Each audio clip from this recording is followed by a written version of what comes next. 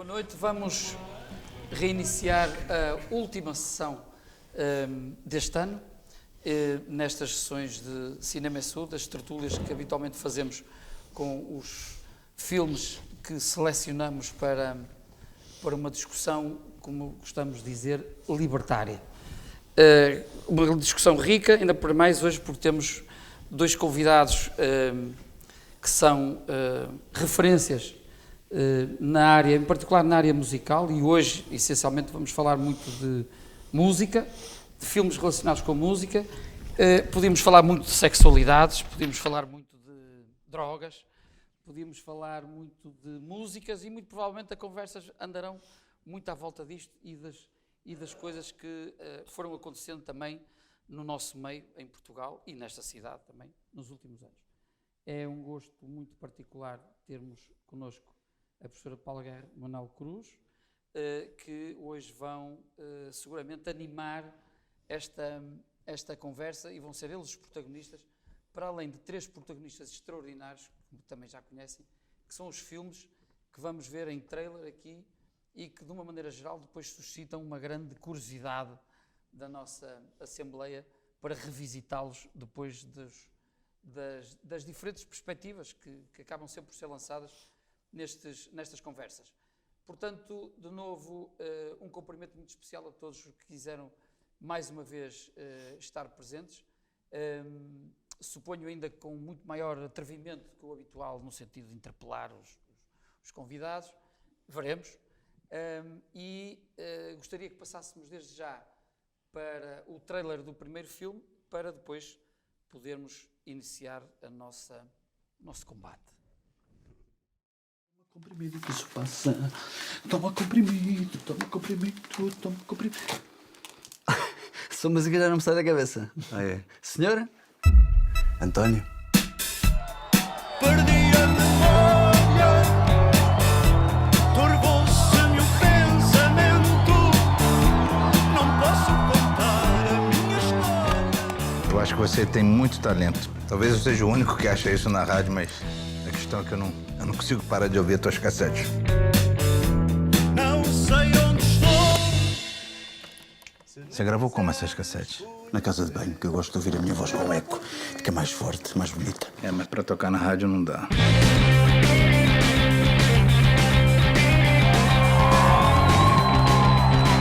Eu, pela minha música, eu vou até ao fim do mundo. Se tiver que voltar a Portugal, eu volto. Eu não sei se tu vais conseguir adaptar isto tudo. E quem é que disse que eu me quero adaptar a Lisboa? É Lisboa que se vai adaptar a mim. Não gostas de nós? Com essa roupinha? E como é que vai a tua música, António? Ah, vai bem. Eu não sei música, Jorge. As minhas músicas, elas estão todas aqui. Para. A bateria não está bem. A bateria está bem, tu é que não estás bem. E és feliz? Não sei se nasci para ser feliz. Eu tenho um anjo da guarda. Eu vou dar um concerto perto da minha terra. É a primeira vez que a minha mãe me vai ver cantar ao vivo. Gostava muito que tu fosses. De noite e de dia, eu não vejo. Nós somos como uma família. Uma família um bocado disfuncional. É o que temos. Não usa arma, não usa força. Usa uma luz com que ilumina a minha vida.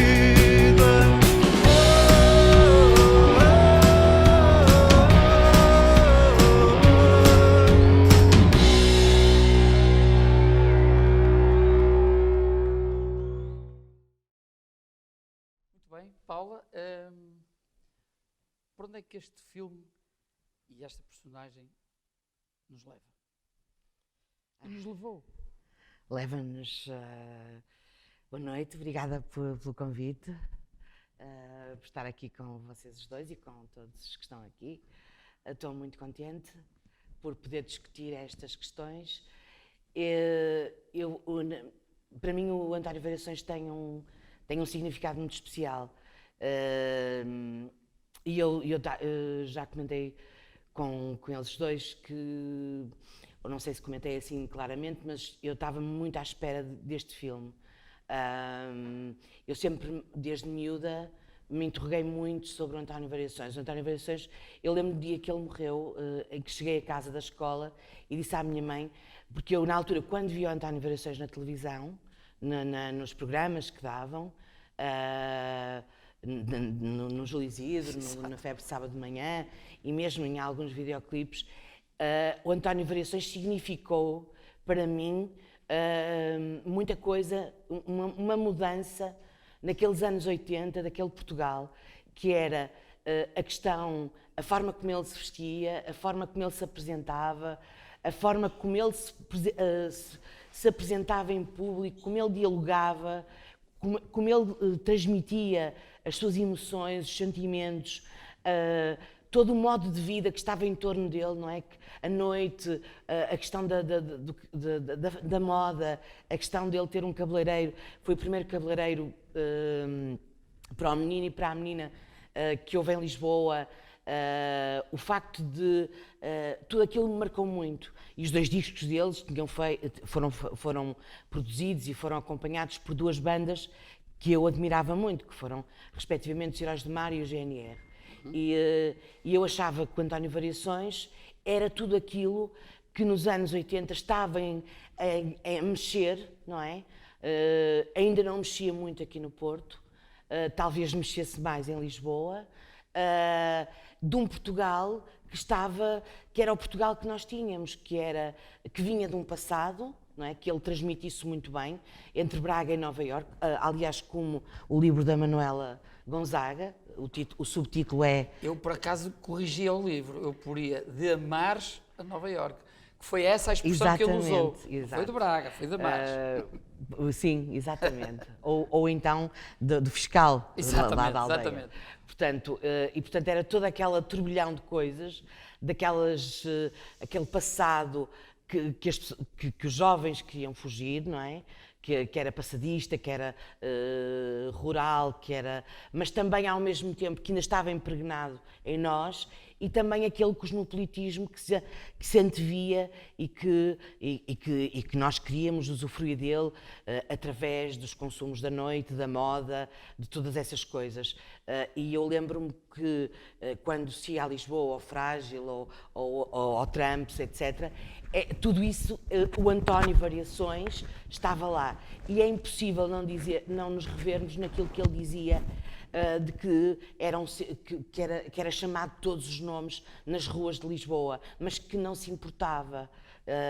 E isso, na altura, para um miúdo de 15 anos, para uma miúda de 15 anos, era super importante ouvir isso de uma pessoa que conseguia chegar à televisão, um autodidata, que não tinha formação musical, que inclusivamente, segundo quem trabalhou com ele de perto, impunha muitas regras, portanto, não tendo sido um do-it-yourself, portanto, avançou a escrever. Ele tinha tudo aquilo que nós éramos e que nós continuamos a ser. A tal identidade portuguesa fraturada, ele ao mesmo tempo gostava da Amália, mas gostava, não é? Das Caldas, da Louça das Caldas. A Louça das Caldas, aquele aparador que ele tinha em casa dele, cheio de santinhos, mas ao mesmo tempo as roupas cheias de pregos, de picos, muito na estética punk. Portanto, ele era todas essas coisas em que nós oscilávamos também. E eu lembro, nunca me hei de esquecer, quando foi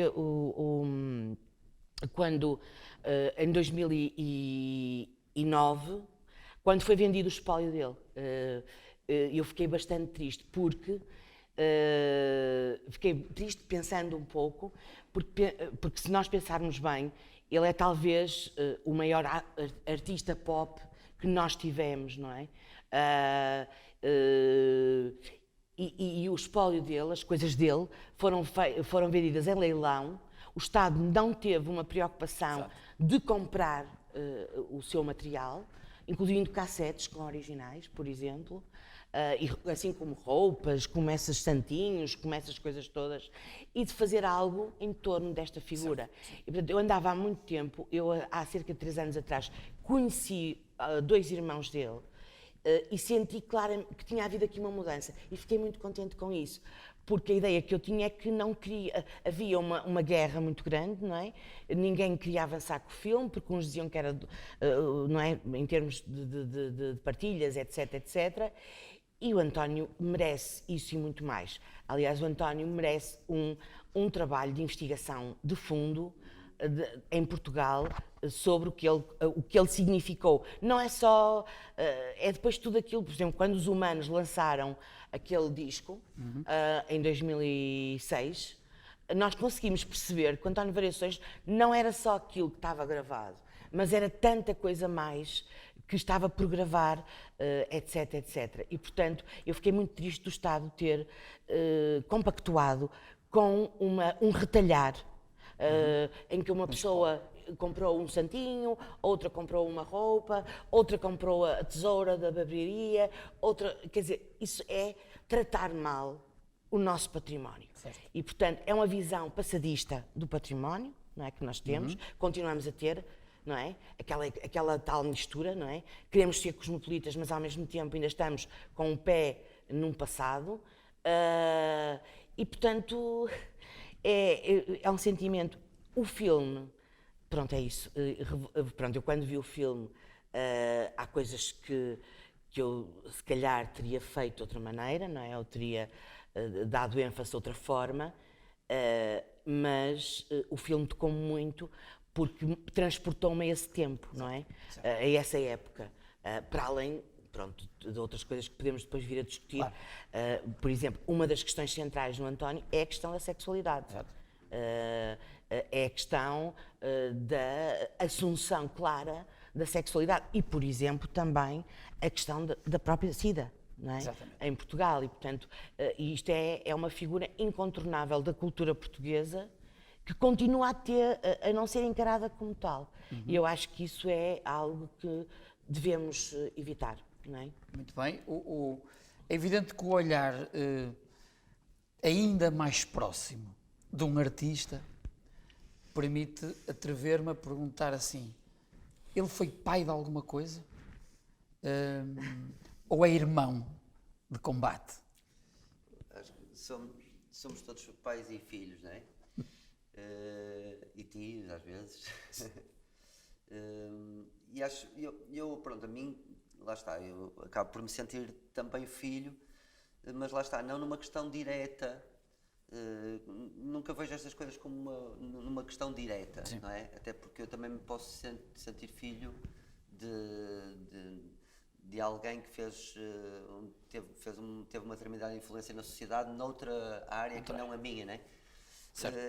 E acima de tudo, a memória que eu tenho do Variações era eu miúdo e não me lembro de pensar nisso, mas lembro-me agora, olhando para trás, lembro-me do sentimento que eu tinha, e era assim uma espécie de extraterrestre, porque quer dizer, o mundo não era nada daquilo, mas ao mesmo tempo estava um bocadinho avalizado pelo culto que já existia da estrela, não é? Certo. E de certa maneira também uma coisa muito do passado, e se calhar não só do passado, mas que era o facto de as pessoas conseguirem chegar a um determinado sítio, dava-lhes esse crédito e acabavam por...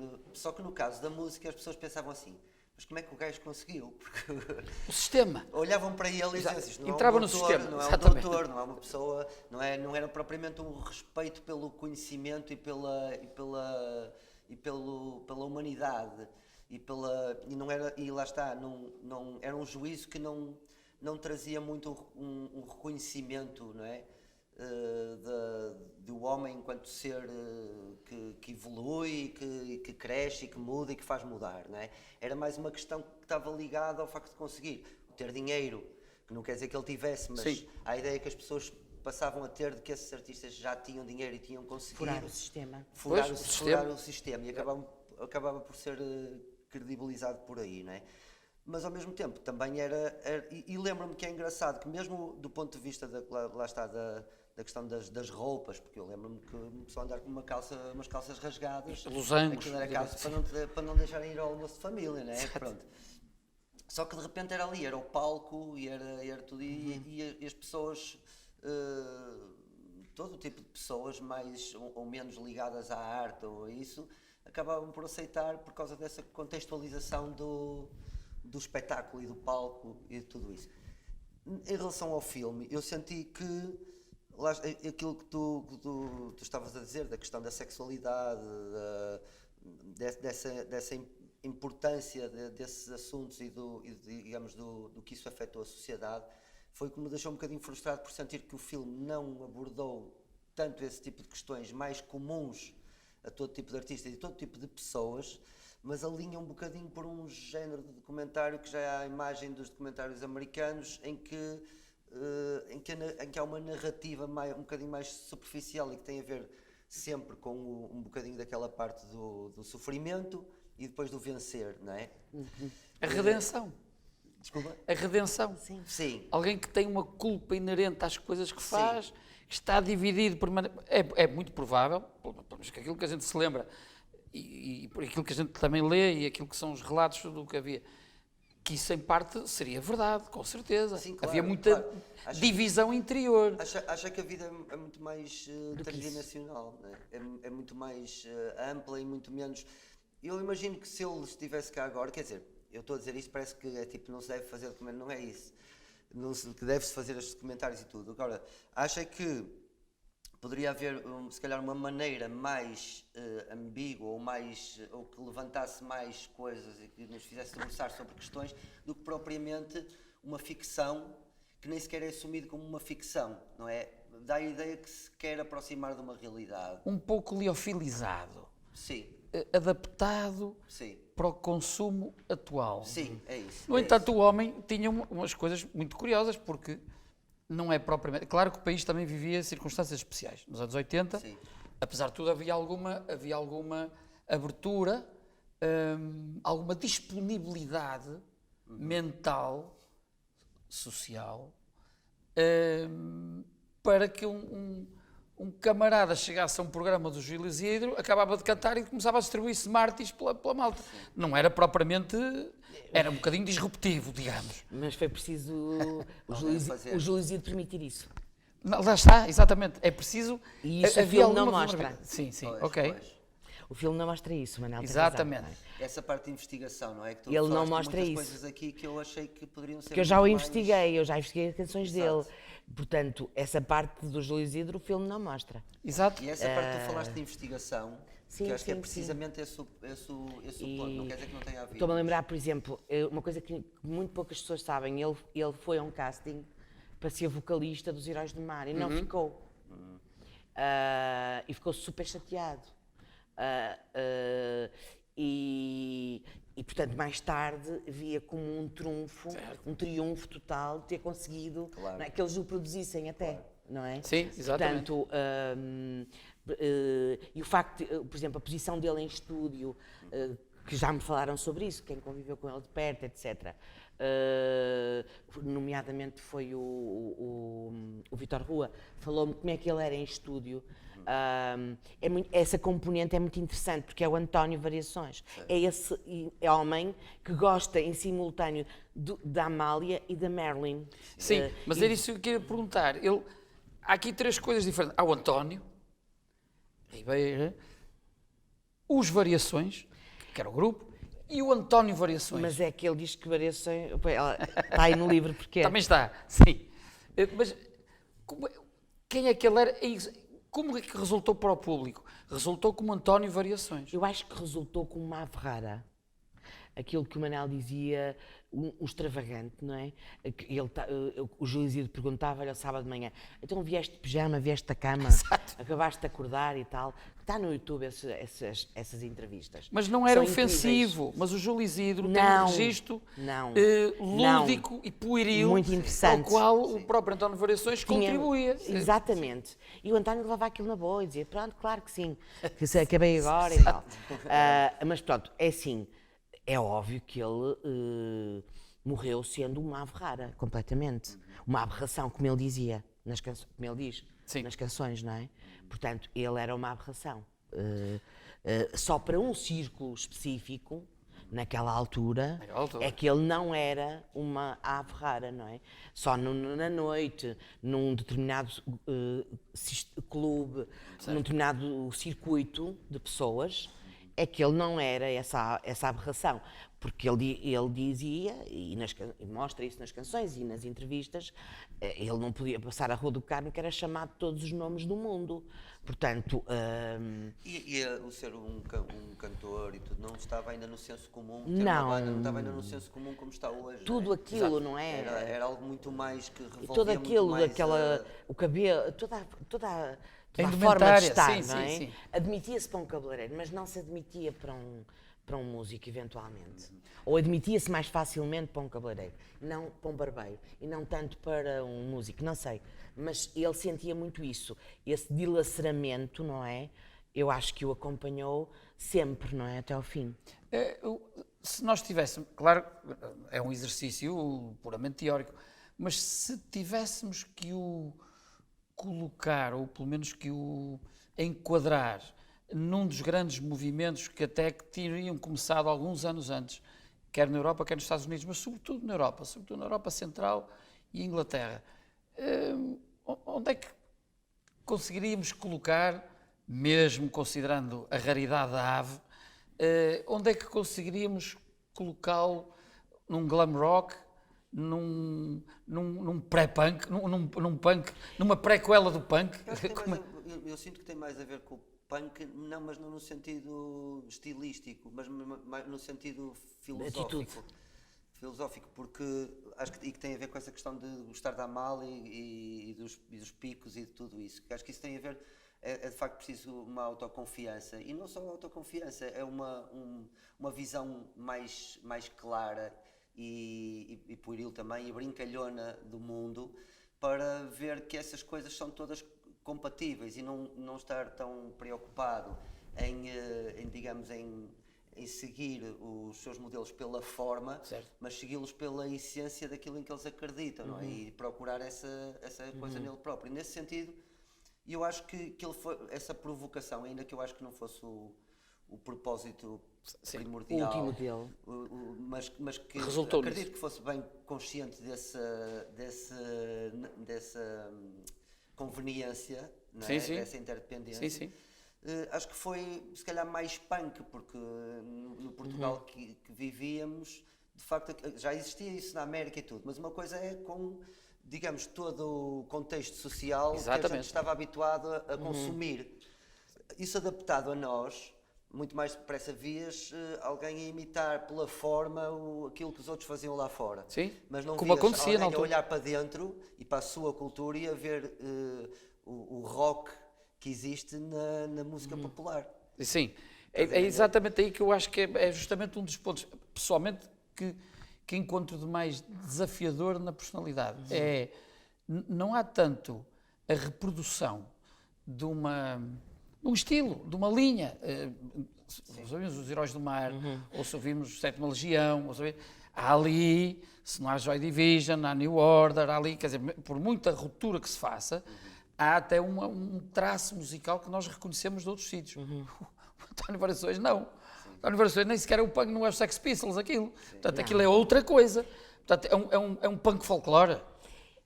Eu naquele trabalho que vos disse há pouco que nós fizemos, eu perguntava a muitos dos meus entrevistados quem é que eles diziam que era o punk português.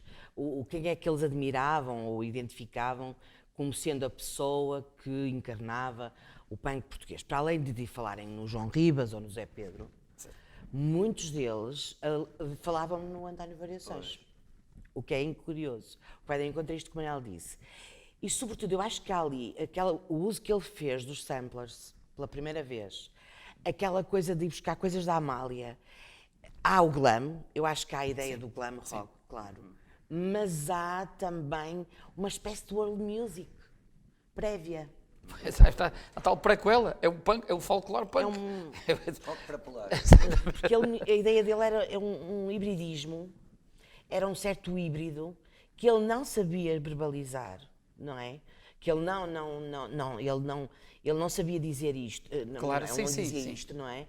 Mas o que ele queria era uma mistura dessas componentes, quer seja da cultura portuguesa, quer seja dos sítios da Holanda ou não sei o quê, para onde ele tinha avançado. E, portanto, ele era uma pessoa que tinha uma forte sensibilidade, não é? musical e estética. E então dizia, eu quero fazer esta sonoridade. E era esse que o Vitor Rua me contava, que ele nos dizia, eu quero soar como... Portanto, eu quero ser este som. Essa bateria não está grande coisa. Exato. Não é que- E pronto, era super exigente com eles, sim. E impunha a sua vontade, não é? Portanto, aquela ideia de que ele queria uma coisa... Uma imagem daquilo. Que ele queria uma coisa, não é? Que é esse mix que ele que reunia, não é? Estamos a falar, sobretudo, de algo que é genuíno e que é telúrico, próprio, do próprio. E por isso, há um bocado fazia um bocadinho... Tentava rebater um bocadinho a ideia daquilo ser incorporável numa linha. É claro que havia grandes movimentos e, havendo tantos movimentos lá fora, seguramente que havia linhas cruzadas. Sim. Também ele pode ter bebido alguma coisa, mas acho Sim, que ele bebeu sim. mais na Rádio Renascença do que propriamente, pelo menos para as músicas que ele estava Sim, a os criar. discos que ele tinha E eram pelos discos muito eram Amália. muito de música popular, não música ligeira popular como agora vemos, e que vimos algum tempo depois, não era o nacional cancionetismo. Não, não. Mas era, de facto, uma mistura, algo substancialmente diferente. Uma das coisas que, invariavelmente, acho que é lícito pensar, ou pelo menos postular, e o que é que a sexualidade tem a ver com isto? A sexualidade... Dele, em particular. Glam rock. Quantos Tem a ver tudo. é que não eram homossexuais? Quantos pelos dedos da mão? E portanto, como é que as sensibilidades vão a lidar? Aquilo era uma sensibilidade, digamos, feminina? Ou Não, eu qual é o traço? Onde é que a sua sexualidade dele matizava tudo isto na sua atitude perante o mundo, na sua até independência? De facto, as mulheres são muito mais independentes em muitas coisas, muito mais independentes porque estão muito mais próximas da Terra. Pode-se dizer 1 milhão de coisas sobre isso, não vamos dizer, mas a verdadeira independência está em quem tem o poder de ser diferente. Não se gravita à volta das coisas, ele não gravitava à volta de nada, ele criou uma identidade. Como é que a sexualidade dele, que ele também, embora tivesse dividido, com algumas culpas, e a família tradicional, e a zona de Braga, que também com uma coisa especial, como é que uma coisa tem a ver com a outra? Não tem? Acho que há sempre uma... Sim. Há sempre uma...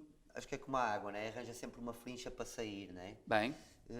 E acho que a arte tem muito essa função de vá para fora cá dentro, não é? Quando tu te sentes preso, não é? E acredito que na questão da homossexualidade, quando ela ou representa ou tem como consequência uma frustração, poderia ser outra coisa qualquer, poderia ser fazer um curso que o pai obrigou a fazer e que ele não queria fazer. Cria sempre essa sensação de frustração e uma necessidade de tu existires quando te estás a sentir de alguma maneira a morrer, não é? E é uma questão de eu acho que é uma questão de sobrevivência. E no caso dele, não sei se lá está, eu estou a falar de especular, não é? Mas quando eu sinto num artista um lado histriónico ou mais excêntrico e tudo isso, eu não consigo deixar de pensar que é uma forma de celebrar E de sublimar, talvez, sim, também. exatamente, celebrar aquilo que é exagerando como uma provocação e que não é necessariamente Uma demonstração de identidade. Não é necessariamente uma coisa Claro, agressiva. claro. É quase aquela coisa que se diz, tu fazes a festa e deitas os foguetes, porque de facto ninguém mais está a deitar foguetes à volta, não é? Porque Exatamente. ele tem que deitar toda a gente. Exatamente. Eu acho que o rock é imagem, não é? O rock, música popular music, não é? É imagem, é extravasão, eu não acho que... Não é comunicação também? Também comunicação, é comunicar, claro, é comunicar. Agora, eu não acho que correto nós associarmos determinados géneros musicais Certo. ou subgéneros musicais, determinadas dinâmicas, determinadas orientações sexuais. Claro, mas por isso é que eu pergunto, porque, apesar de tudo... Nós vamos ver isso a seguir. Exatamente. Pronto. Há outros sítios, há outros momentos em Pronto. que isso também se torna claro que existe essa confusão. Eu acho que a questão dele já vinha de trás, já vinha da barbearia, não é? Quem é que se lembrava em 1980 criar uma barbearia, pintar a barba de loiro? Exato. Quer dizer, pronto, já vem de trás, não é propriamente através da música, não é? A não ser na canção do Engate, que dizem que é mais, talvez a mais direta, nesse sentido. Pessoalmente, acho a mais bonita de todas aquele que compôs. Completamente, não é? Mas pronto. Mas era através dele próprio, não através da música. Mas eu acho que é uma forma, pronto, é comunicar, não é? Eu, por acaso, achei que algumas das músicas dele Mas tudo soavam na a confissão. Confissão no sentido de libertação, não é? De expiação. E, portanto, parte daquela parafernália de que ele se rodeava à volta também tinha um bocadinho a ver com isso.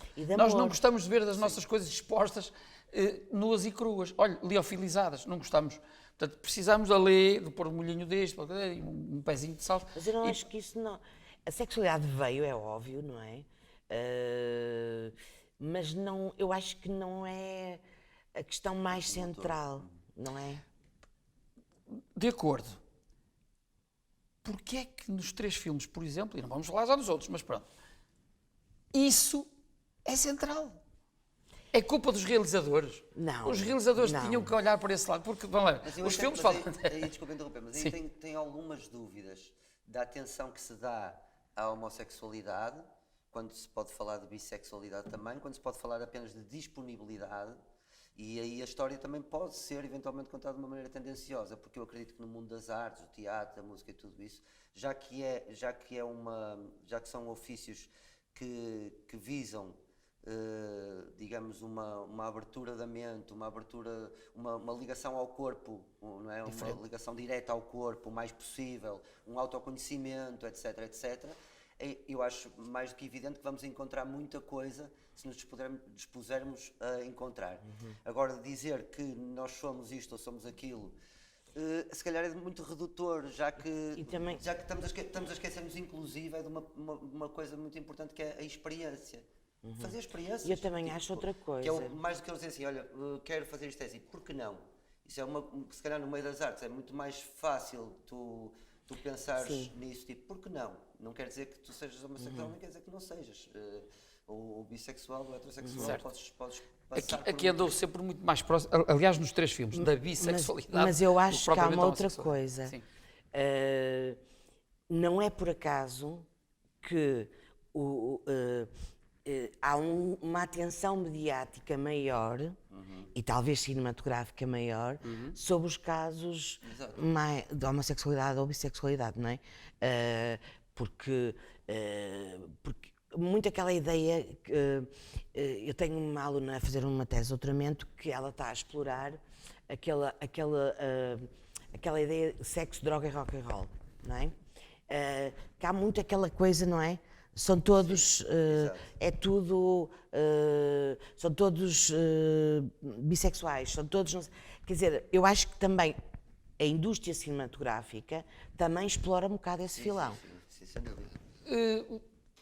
De acordo outra vez, mas a indústria cinematográfica fazendo... Aliás, é uma das razões por estarmos aqui. É que nós acreditamos que o cinema faz cultura, mas o cinema por si só também já é espelho de cultura. Sim. O cinema também já pode refletir, de alguma maneira, claro, alguns arquétipos que estão nas mentes. E é verdade, nós temos vindo aqui sistematicamente a falar de personalidades que até acabam por ter comportamentos, nem sequer se pode dizer desviantes, mas comportamentos para além daquilo que é o vulgar ou comum. Porque desviantes é um conceito já estigmatizado. Mas Mas, por exemplo, ter um comportamento assim, vamos lá ver, um comportamento sexual certinho, comum, é muito raro estar explicitado no filme. Sim. E quando está explicitado no filme, vai saber, havia uma relação má com o pai, havia uma relação má com a mãe, portanto, há uma coisa Pois, psicanalítica. também há um Mas- bocado essa Sim, carga tu vês, cedo. vês, aliás, com a questão da homossexualidade, vês muito também a questão do pai ou da mãe que não reconhecem ou que, não sei, ou que reconhecem nestes Sim, sim. comentários, né? Nestes Sim, sim. filmes. Pois agora falhou uma palavra. Tem um nome. Os filmes. Sim. Biopics. É isso. Nestas biografias. Sim, nas biografias. Também da questão do pai que é muito Sim, mau para o dominador, filho, e quando tal, tu claro. vês o pai e dizes assim, opa, poxa, também, será que ele foi exatamente assim, ou que não foi, se calhar foi um bocadinho menos, ou se calhar o pai até estava enquadrado no género, mas o miúdo era mais sensível na altura e absorveu aquilo com mais força, mas tu para narrares isso num filme, claro que muito facilmente vais manipular um bocado e vais pôr o pai com uns corninhos, não é? Pronto, e há sempre um bocadinho essa tendência para manipular, e é aí que eu acho que, não é que o filme seja o paradigma da manipulação, mas acho que não fugiu essa manipulação. Limpeza. Sim. Por fornecer ao Mas é cliente pouco algo um bocadinho ascética, liofilizado. É isso, e eu acho que, por exemplo, ouvir a Paula falar neste início de conversa e tudo, porque eu estava em casa a pensar, pensei um bocadinho sobre isto, como é que se abordará uma biografia? E lembrei-me até do Searching for Sugar Man, que arranjaram uma maneira de contar a história dele através de uma procura, não é? E muitas outras haverá, e até há aqui um exemplo que eu achei que foi fantástico, melhor nisso, não é? Muito bem conseguido. Mas e lá está, e tem a ver precisamente por onde é que tu pegas no bicho, não é? Sim, e a questão das biografias é a indústria musical, não é? Usou ao longo dos tempos, nos últimos 30 anos, 40, a questão das histórias musicais, das biografias, para vender. Exato. Com certeza. É isso. Pronto, Exatamente. e portanto, é óbvio que nessa venda. Give não é? the people what they want. É uma citação dos Kinks, músicos. Portanto, a Claro. indústria também sabe escolher os seus caminhos. Claro que sim. E sabe Mas há uma buscar- coisa importante Sim. que disse há pouco, que está espelhada nas canções dele e em todas as canções que nós temos analisado. Se bem que toda a obra artística seja um reflexo da sociedade, a obra artística também é um discurso sobre a sociedade. E essa dialógica está presente na obra dele como está na dele, Certo. nas canções do Manel. Sim, sim. Não é? Que é Já lá vamos. Ele não vai fazer Pronto, ser ele não daqui vai incólume. fugir daqui Não hoje. vai ser daqui incólume, não. Isso é verdade. Porque essa coisa é o mais importante. Porque nós habitualmente só vemos, é um espelho da sociedade. Não. O discurso artístico também é um discurso sobre a sociedade. E eu acho que nesse sentido, eu vejo a obra dele, como do António, Variações, como um discurso sobre a sociedade. E o ator esteve bem? Teve. Eu gostei. Teve, ele preparou-se. É assim, eu reconheço que ele preparou-se imenso para este papel. Pronto, preparou-se, ele é um fã muito grande, Sim. António Variações, e eu sinto isso, não é? É óbvio que eu sinto uma empatia enorme pelo ator. Claro. Assim como sinto também pelos outros, pelo Círculo Duro, não é? Nomeadamente o ator que faleceu Sim. agora em sim. março, não é? Eles acho que muito bons, não é? Sim. Tiveram bem, não é? Quer dizer, É isso, quer dizer, fica-se com a sensação que, apesar de tudo, Muito bom. sendo, digamos assim, para os mais puristas, um bocadinho comercial, sim. tem uma visão um bocadinho comercial, é uma visão daquilo, nós vamos encontrar aquele pacotezinho, entra bem para aquilo que é a imagem, mas a verdade é que é um filme comovente. Sim. E isso tem a ver com a personalidade ou com a biografia dele. Porque uma coisa é personalidade, como ele era, como não era. Outra coisa é o percurso de vida. Ele tem um percurso de vida desafiador. E estamos a falar Portugal, agora como eu dizia, Portugal estamos a falar de Portugal nos anos 70 e nos anos 80. Sim. E alguém que morre de uma forma também, de uma forma excepcional, e excepcional no sentido de exceção, como sendo o primeiro caso público de alguém que morre com a peste e SIDA, também para brincar Também com as palavras pois. daquela altura. Claro. Olha, a primeira grande pandemia, de facto. E será que também a morte dele, que ali que no filme é subtilmente tocado, que também eu acho que resulta bem pelo facto de ser apenas subtilmente tocado. Essa morte também não é uma morte emblemática para os artistas? Sim. Eu já não falo, porque ali a morte não é pelas drogas, ao contrário do costume, não é pelas drogas. Mas Como é que a morte dele, como é que o artista, no seu, e não estou a provocar, mas como é que o artista, no seu natural narcisismo, encara a morte? Eu, falando do alto do meu narcisismo, que existe... Era para aí que eu queria ir, mas também. Sim. Para mim, a morte é uma questão central em tudo, não é? E quer dizer, foi a minha grande musa, posso dizer assim, e acho que é um dos grandes motores da arte, a questão da morte, porque há esta ilusão, ou não é? De que nós criamos matéria intemporal, não é? Que persiste. Sim, que Para além persiste. de Sim, nós. não estou a falar necessariamente só dos discos, estou a falar, não é, do legado do pensamento intelectual, tudo isso, que não vai ser necessariamente reconhecido, porque acho eu que as grandes coisas que vão passando não são coisas assim tão palpáveis, não é? Mas eu acredito, o meu pai é médico e ele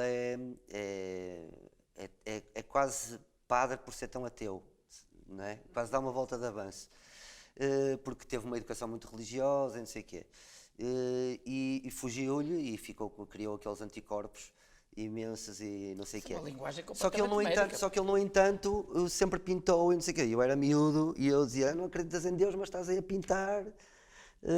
Porquê? Exato, que Não é? espiritualidade é essa? Sim, e é a questão da espiritualidade, e eu acho que não tem a ver necessariamente com uma noção concreta de que de alcançar a vida depois da morte ou isso, não é? Mas é tocar brevemente nessa intemporalidade, ainda por um breve momento, não é? O punk tem como musa a morte? não. Então, O punk é nihilista. nihilista.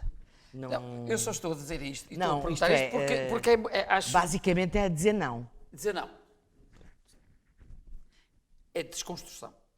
É não. É uma atitude antissistema, digamos assim. Por sistema. Mas também contraditória, não é? Pela natureza das Porque coisas. ele próprio, aliás, o exemplo máximo da contradição são os Sex Pistols, não é? Exato. Que fundaram-se, foram criados, não é? Foi uma das primeiras bandas que foram criadas por um ideólogo, não é? Que escolheu os quatro, cada um para a sua função, vestiram-nos assim, a mulher dele, que era designer, que é Viviane isso tudo, não é? E o Malcolm McLaren criou. Fez um casting para ver quais eram os mais adequados, e eles passados 2 anos acabaram, mas continuam a existir até hoje. Portanto, eles morreram, mas ressuscitaram milhares de vezes ao longo dos últimos 40 anos. Certo. Eu ouvi a semana passada dizer que eles vão se juntar outra vez. Para quê? Para ganhar dinheiro. E ele diz isso, o John Lydon diz, é para ganhar dinheiro. E tem a mesma atitude punk ao dizer isso. Exatamente. Porque não está preocupado com o que é que vão dizer, mas não quer saber. Verdade. Aliás, eles vieram a Portugal em 2008 e ele estava exatamente igual, velho, estavam todos, não é? Sem o Sid Vicious, claro.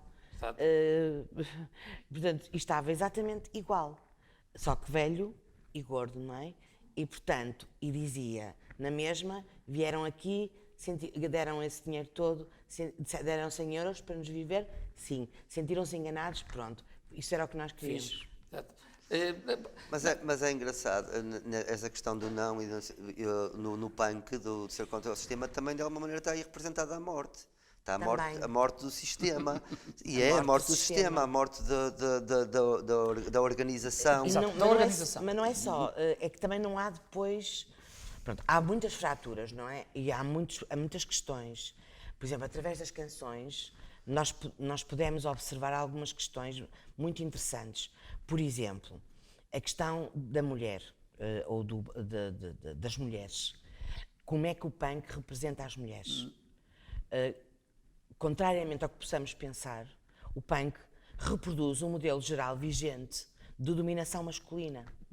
Mas totalmente, eu acho que isso Totalmente. era óbvio desde as primeiras músicas. Os estereótipos, Sim. etc., estão lá todos presentes. Portanto, o que é uma grande contradição. Mas, É preciso não esquecer. Não tinha engraçado, não tinha. Imagina, não sabia, não O mas Joy não- Division tem um nome muito curioso, o Joy Division. Sim, é a questão Quando o daquilo Joy do Division nazismo. é um nome muito ambíguo. Sim. Mas esses são pós-punk. Sim, mas eles gostavam de ter aquele Sim. flavorzinho de punk. Sim, E sim. quando vão buscar um nome deste género, Sim. Joy Division, como os seus camaradas nazis usavam na Sim, guerra, sim. das mulheres que iriam satisfazer os soldados em combate, ou em combate não, que estavam nos Eu ia quartéis. dizer dar um exemplo curioso. Há uma música de uma banda portuguesa que se chama Mata Ratos, que é uma das mais antigas, tem para aí 40 anos essa banda, que se chama A Minha Sogra é um Boi. E então... Essa música foi muito conhecida justamente na altura em que isso apareceu. Pronto. Mas também ninguém conheceu mais nenhuma música deles. Porque Não, essa mas tem música, muitas. Eu sei, não é isso, mas lá está. Houve muitos grupos nessa altura. Mas há muitas, que pronto. viveram em Mas cima eu estou-vos a do- dar só um exemplo, Sim, se calhar Sogra o é um mais, Boi, sim. o mais mediático, não é?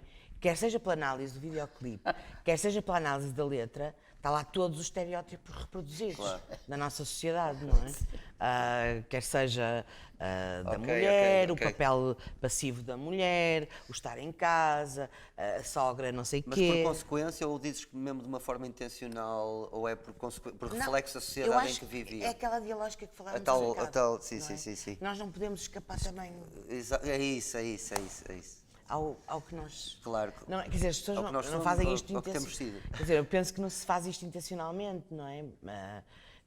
Mas o que é certo, há cá ali algumas questões. Mesmo do ponto de vista político, há muitas questões problemáticas. Em que nós, por vezes, temos a sensação que o punk é subpolítico, embora que haja alguns exemplos de hiperpolíticos. Por exemplo, nos anos 90, haviam bandas com causas muito... os direitos dos animais, a questão do vegetarianismo, do veganismo, e que ainda hoje permanecem, não é? Muito interessantes, muito importantes. Mas, paralelamente a isso, encontramos uma ausência absoluta de uma, nihilismo só. de uma intenção de intervenção, de mudança Social, claro. social, de Certo. intervenção E que se social. calhar foi muito, se calhar de uma maneira muito redutora, foi associado a uma, como é que se diz, a jabardice. A jabardice anárquica, porque Sim, eles não é? estiveram muito mais próximos. Sim, do vida. anarquismo. Não é? Já bem tu estás um punk do caraças, não é? Porque É só eu lembro beber que e tinha não sei punks quê. na minha escola e eram uns fofos. Eram uns fixes. Não era do Piccadilly, Eram não super eram fixe. punks do Piccadilly Circus, não eram desse género. Na Soares Reis, não é? Que foi os primeiros punks que eu vi cá e com grandes cristas vermelhas e tudo. Então era meio Piccadilly. E que tinham, e depois havia esperas de skinheads cá fora e não sei o quê, e havia um monte de gente que falava e nós estávamos lá dentro. Pronto. E eles- Assim, Mas essa eram interpelação gente social eram também gente conta. muito consciente de algumas coisas, ou pelo menos dedicavam-se a conhecer certo tipo de Bocado, realidades e bocado, tudo, que muitas vezes para nós eram... há bocado falou no Joy Division, não é? Sim. Ian Curtis, não é? Sim. Ah, Já cá esteve, há muitos anos atrás, esteve aqui. lendário. Lendário. E num grande filme. Eu que sei. Na altura, É um num filme outro sobre- Não, não já é? não, não, isso teve outra vez. Isso foi uma revisitação. Não Já- é o controle- Já tem que peregrinar, Ok. sim, tem que peregrinar para os santos. E nesse santo peregrinamos. Mas há um extraordinário filme que foi aqui 24 Hour Party People, onde está muito bem contado Claro. a gênese de E todo outra, esse movimento. mas outra coisa, estávamos a falar, por exemplo, o Ian Curtis, eu Quando a pessoa gosta, não é? Imaginem, eu gostava imenso dele e quando era miúda e adorava o Joy Division e pronto. E isso conhecia a história dele, que ele se enforcou e não sei o quê, não sei o que mais. Depois, quando se começa a entrar no universo e a conhecer, ele tinha uma amante, quer dizer, é complicado, não é? Portanto, há várias questões, não é? Ele acabou por reproduzir um modelo de família, Sim. não é? Completamente tradicional, dominador, etc. Sombria, Manchester. E pronto, tinha fechado. uma mulher, tinha uma filha e tinha uma amante e não sei o quê, e pronto, é um caos, não é? E portanto, pronto, isso é muito interessante. Que tem a ver com essas Sacraliza, contradições, claro. não é? Sacraliza também os nossos... Por exemplo, o Morrissey é um exemplo total de tudo isto, não é? Porque eu sabia as letras todas dos Smiths de cor, não é? E eu quando andava no 9º ano, ou no 10º ano, eu tinha os meus livros de filosofia cheios das letras dos Smiths, todo. Eu sabia tudo. Isso é que era estudar. Pois, e era. E eu associava sempre aquilo, tudo. Não estou a brincar. Está bem, mas isso é importante. Então, eu acho que essa é uma forma de uma pessoa integrar o E os meus conhecimento. colegas achavam que eu não era normal. Pronto. E então, mas depois mais tarde veio-se a descobrir que ele é um fascista, que ele é um indivíduo, ele tem, não é que tem atitudes completamente... sim. Eu vi-o também, já ao vivo, uma desilusão, uma coisa, um desrespeito pelo público, ele simplesmente abandonou o palco quando uma pessoa lhe pediu para tocar uma canção dos Smiths, e portanto a pessoa tinha dado muito dinheiro por aquele bilhete, não é? E ele não quis saber, saiu do palco, numa perspectiva completamente dominadora, autoritária. Ele era acompanhado por, imaginem, 5 músicos e ele tinha, os músicos não apareciam. Ele estava na parte da frente do palco e os outros músicos estavam atrás, todos vestidos de igual, para nós não termos uma noção da diferença. Ele chegou num Mercedes blindado ao palco, só subiu as escadas do palco, não é? E portanto a pessoa fica... Este mundo, não é? O que nós estamos aqui a discutir mega contraditório. é super contraditório, não é? Portanto, cheio de questões, Claro. cheio de problemas, isto é aquilo que falávamos há bocado, não é? É um às vezes a tentar espelho, fugir, é um vais lá espelho, não é? Eu acho que isto acaba por ser tudo aquilo que eu digo, não é? É um espelho da sociedade, mas também um discurso sobre a própria sociedade que nós temos, sim, não é? sim, E se vamos a outros campos, como Beyoncé e não sei o quê, então não saímos daqui, não é? E porque temos que sair e temos outros filmes também que temos que falar, vamos dar oportunidade para alguém da assistência fazer uma interpelação. Sim, força. Sem imagem. Da sexualidade, que é uma questão que muitas vezes, sobretudo, mais as pessoas ligadas à questão cultural, parece que há uma questão de não rotular a homossexualidade como fator propulsor. Ora, o Edgar Morin como a homossexualidade como fator propulsor de um determinado género, como se isso fosse uma visão redutora, o que levou, por exemplo, estas 3 pessoas que têm em comum a homossexualidade, não é? O Freddie Mercury e o António Variações e o Elton John, mas como Edgar Morin dizia, o homem e a humanidade biopsicohistórica e sociocultural. E eu acho que no contexto neurohormonal, tanto agora do António Variações, do Elton John e do Freddie Mercury e de muitas das pessoas que no mundo da arte, e não só no mundo da arte, até propriamente no mundo da medicina, eu acho que a homossexualidade foi um fator potenciador e catalisador. E acho que ver a homossexualidade enquanto um fator redutor, acho isso sim uma visão redutora da homossexualidade. Acho que essa diferença e a heterogeneidade que temos enquanto ser humano e esse contexto neuronal específico permite ser um agente formador e catalisador de modificações sociais que nós vimos, e acho que estas 3 pessoas foram pessoas que modificaram a forma de ver a sociedade. E eu mesmo sou uma criança dos anos 90, em que o António Variações era visto de uma maneira por algumas pessoas que diziam aquele indivíduo esquisito que morreu com SIDA e a homossexualidade mal rotulada, e depois no início, já mais velho, com 12, variações e eu vejo outra luz e outra diferença, pronto, e toda a minha adolescência já é visto com homossexualidade diferente. Eu sou uma criança nos anos 90 em que a homossexualidade era vista. Portanto, eu acho que não é uma visão só redutora, mas temos que reconhecer que não só que a homossexualidade, efetivamente, e o substrato biológico tem um papel fundamental na nossa sociedade. Portanto, o elogio da homossexualidade. Eu acho que tem, percebo o que tu estás a dizer. Embora acho que seja um bocadinho às vezes uma questão até de semântica. Sim. Porque se a homossexualidade fosse completamente aceita, já não tinha sido o propulsor. Ou seja, eu acho que acima de tudo é apenas esquecer isso e ir um bocadinho antes. Tem a ver com a questão da frustração, seja ela qual for. Não é? Se ele vivesse num contexto homossexuais e fosse hetero, e se fosse ao contrário, seria a heterossexualidade a ser esse propulsor. Ou seja, acho que tem a ver com as frustrações. Como pode ser uma frustração, sei lá, eu lembro-me quando era puto, o ter um curso superior era uma coisa muito importante. E agora não tenho qualquer tipo de problema com isso, mas durante uns anos isso causava-me transtorno e se calhar isso também foi um propulsor para que eu, não é? Ou ser tímido, ou sei lá, ou qualquer coisa que a gente possa sentir que nos faz sentir à parte. É mais nesse para teres os ornatos. Exato, para ser criativo. Sim, para teres os ornatos. Não, mas é que depois as coisas às vezes são tão simples como isso e às vezes também não há muito esta ideia, que eu acho uma ideia assim um bocadinho opaca, do eu vou vencer e não sei o quê. E eu lembro que quando comecei, por exemplo, a desenhar ou isso, era para agradar ao meu pai, porque meus irmãos tinham boas notas. Pronto, e eu acho que as coisas começam de uma maneira muito mais terra a terra, sim. não é? E depois, agora, acho que é outra questão que tu falaste que é muito importante, sim, que é de facto esse elogio ao orgulho, não é? De ser o que é. Pronto, e que neste caso é o ser homossexual. Temos pretexto para entrar no filme seguinte.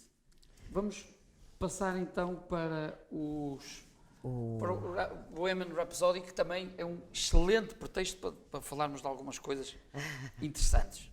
E que não seja só da sexualidade, mas também se fala da sexualidade.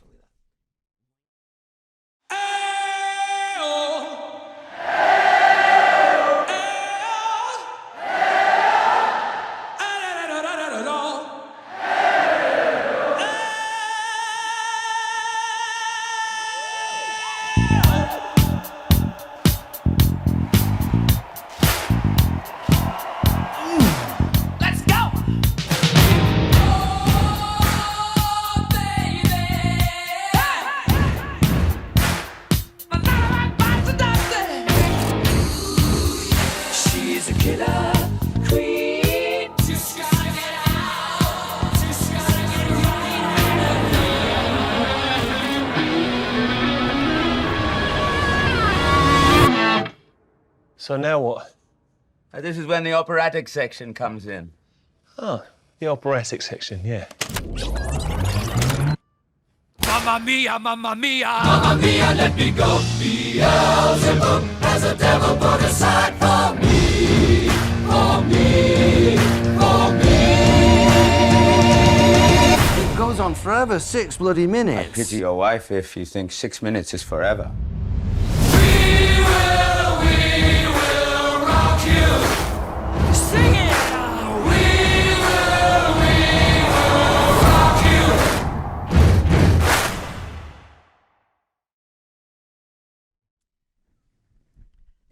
Se o Variações filme tem algo de comovente, este tem muito de nostálgico.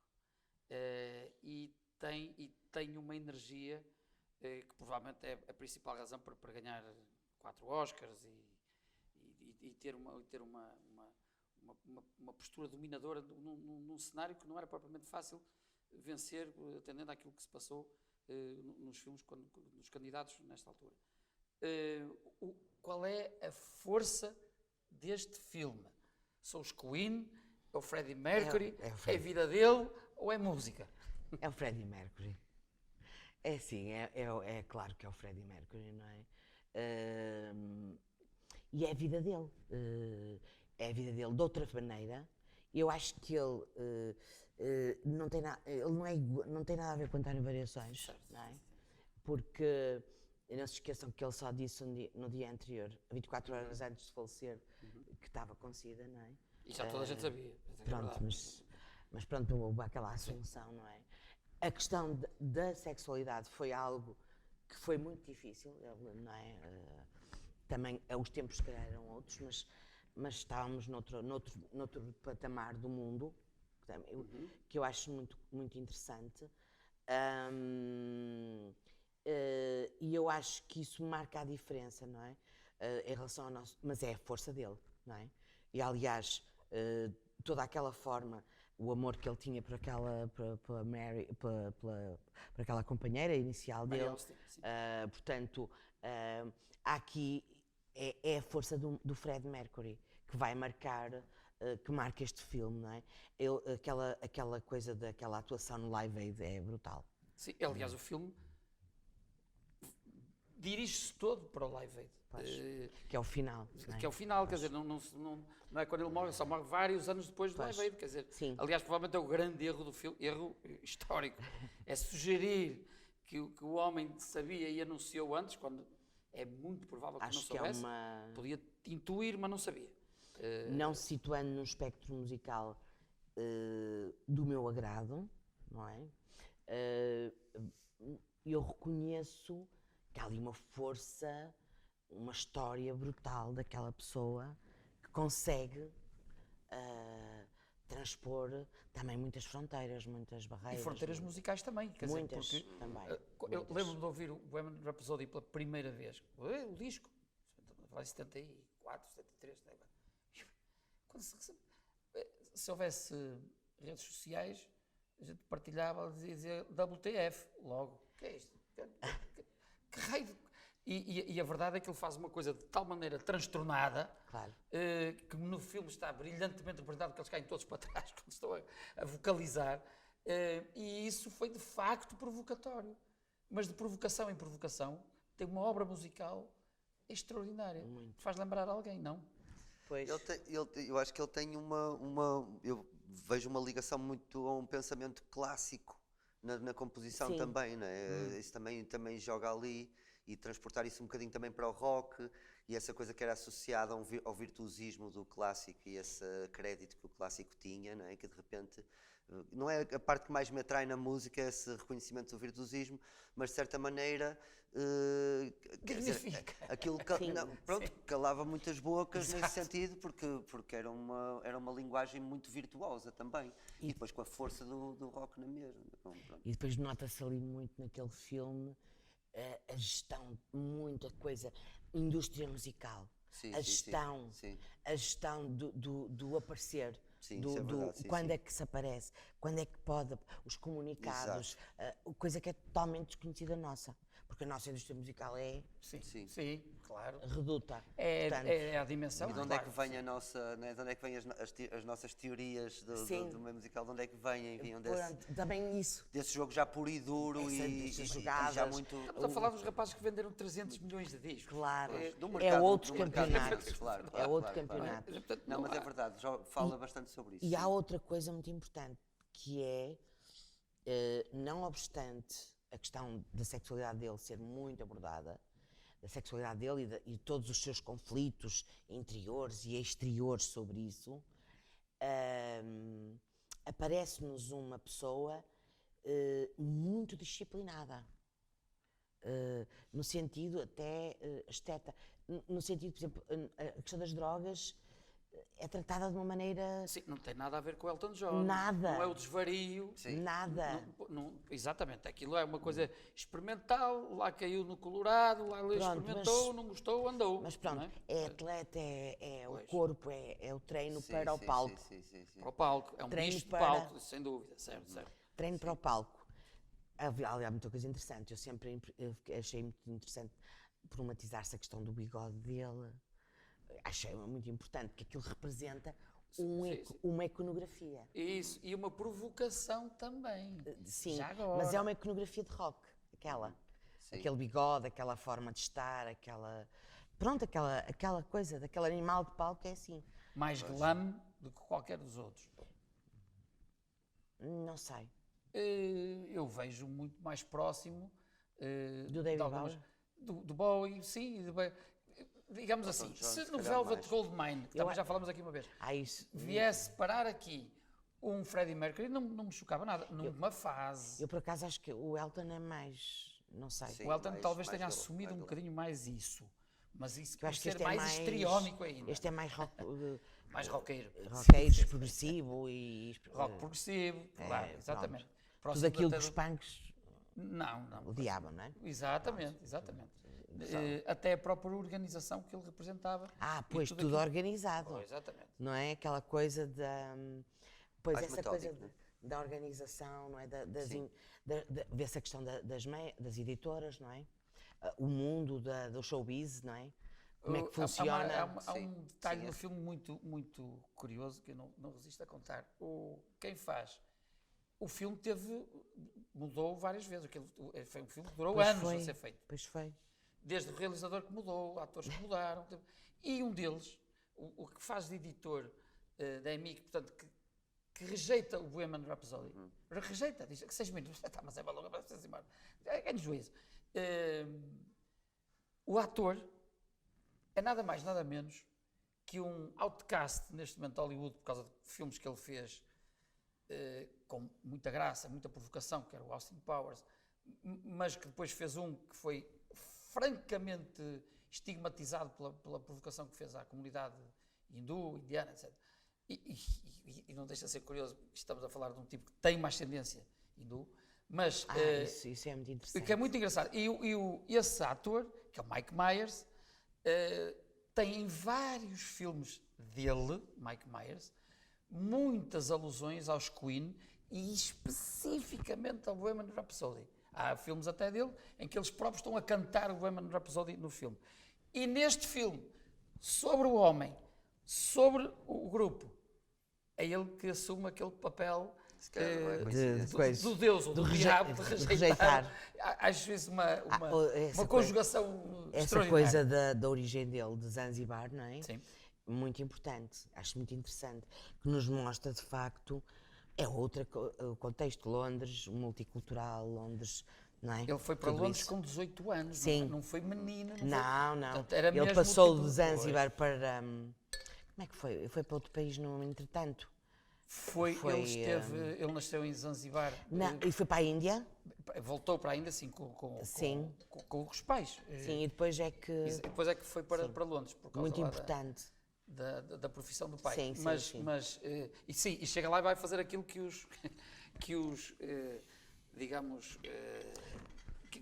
que as classes mais desprotegidas faziam, que eram trabalhos indiferenciados. Sim. E ele estava simplesmente a tirar as malas, nem era dos aviões. Malas, no filme aparece a vez, mas não era isso. Ele estava na zona de lá, no back-office, a pegar na mala e tirar a mala, não é? Quer dizer, mas descreve o filme descreve um bocado com uma certa calma, não é? E esse tal lado metódico e tudo, dá a ideia dele não ser tão inseguro, por exemplo. Ansioso. E tão ansioso, exato. Uma das coisas mais... É por isso que esta história dos filmes e quando se conta as histórias de pessoas reais, acabam por ter uma envolvência tremenda, sobretudo do corpo de realização e de atores.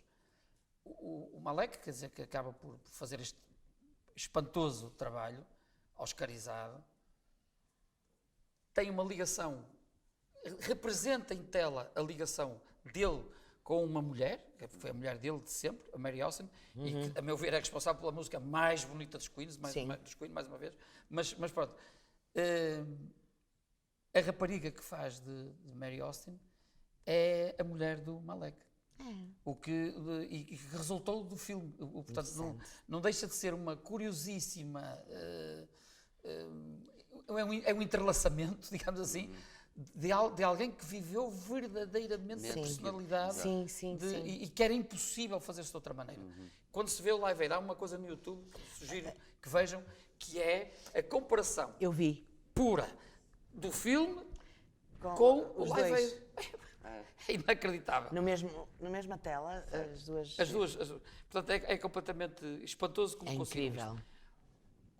Isto. Onde é que os Queen venderam, foram responsáveis indiretamente por isto tudo, tiveram com o Bowie e tiveram Lady Di, e fizeram tantas coisas no mundo.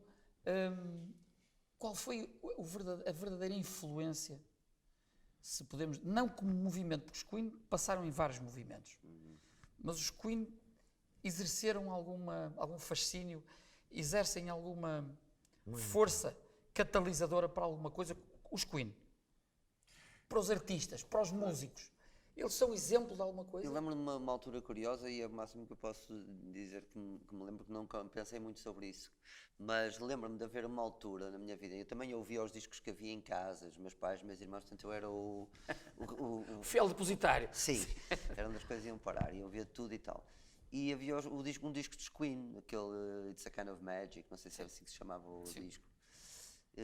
E eu lembro na altura de pensar quem é que gosta de Queen, porque ninguém à minha volta me dizia que gostava de Queen, era assim quase como uma como é que eu sei dizer, aqueles guilty pleasures, não é? Tipo, sim. Ninguém se assumia muito na questão de gostar de Queen. Era quase como o Zaba ou essas coisas todas.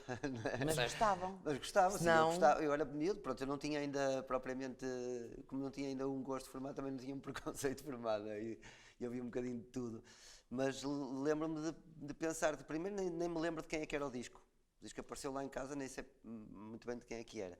E depois, durante o tempo de vida e tudo, eram raras as pessoas. Lembro-me de uma vez um amigo meu me dizer que gostava de Queen. E eu lembrar-me disso já quer dizer alguma coisa, não sei. Eu fiz o meu calvário ao contrário, eu só percebi os Queen como eram os Queen depois deles, o Freddie Mercury, ter sujado as mãos com o David Bowie e com o Under Pressure. E aí eu percebi, calma, se este camaleão também adota o outro camaleão, eu devo estar a falhar alguma coisa, e estava a falhar. E tive que fazer o meu caminho e depois fui recuperar tudo aquilo, a discografia dos Queen, e perceber que de facto estamos aquilo foi uma coisa... Estamos a falar em Portugal, não é? Sim, como o sim, David Bowie, quando chegou o David Bowie também era uma ave rara. Mas que estamos a falar em Portugal, não é? Porque na América, ou isso já era outra coisa. Sim, tinha mercado, isto é, quer dizer, também eram outcast, eram gente fora da linha, mas tinham mercado, tinham grupos, isto é, fãs. E já se tinha aceito, acho que já se tinha aceito a arte como, como profissão, como já nem digo, a música é profissão, cantor já pop. Nem digo como uma forma de expressão, digo mesmo como ofício, como profissão, como já se tinha assumido mais do que aqui. É outro aqui campeonato, era aflitivo. Eu recordo que o Bowie, das primeiras vezes que em Portugal se ouviu falar de Bowie, e o Bowie tem a ver com isto, inclusive pelas músicas que fez com eles, por muitas das coisas que participaram juntos, falou-se de uma forma profundamente estigmatizada, porque era, digamos, o vilão que estava subjacente a um livro que teve um sucesso mórbido total entre os jovens adultos em Portugal, que era A Vida de Christian F. Onde estava absolutamente dito que a culpa ou a responsabilidade do caminho, enfim, das drogas complicado era do Bowie, assumido pelas drogas, era enquanto ela ouvia as músicas de David Bowie. E, portanto, houve aqui uma identificação com um comportamento de altíssimo risco, como infelizmente se verificou, que também ajudou a estigmatizar um certo estilo de música. Sim, mas também se fosse assim, Deus também estava muito estigmatizado. Isso é verdade. Isso é verdade. Mas os Queen, de alguma forma, modularam alguma da música que se fazia em Portugal? Teve a percepção disso? Tive, mas era muito bandas mais de rock progressivos dos anos 70. Ok. Não tenho, acho que depois, nos anos 80, isso já não teve muito impacto.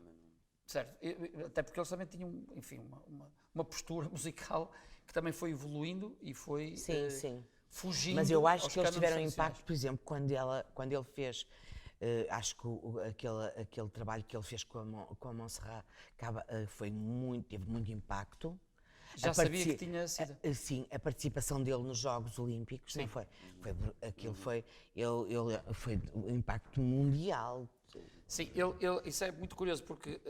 eu acho que me lembro muito disso. Sim, Barcelona, os Jogos Olímpicos foi em 92, mas a música foi lançada quando Barcelona ganhou digamos, a candidatura.